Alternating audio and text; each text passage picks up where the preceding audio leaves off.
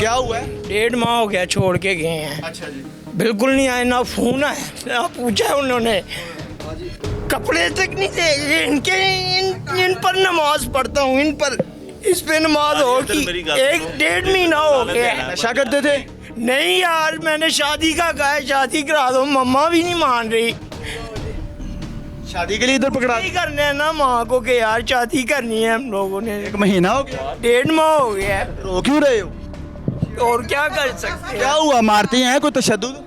यार? भैया आपके आपको इंग्लिश साथ- में कह दूंगा, मैं इंग्लिश में बात कर लेते हैं। मैं आप अकेले नहीं बोलेंगे, बोलेंगे सारे ही। कोई सारे बोलेंगे तो बात समझ आएगी। आगे आओ, आगे आओ। मारते हैं? निजायज तो नहीं मारते, ये है कि बस मारते जरूर हैं। लोग से कभी खोलते भी हैं? आगे आओ। किधर गया भाई? लोग से खोलते हैं? नहीं खोलता है सर।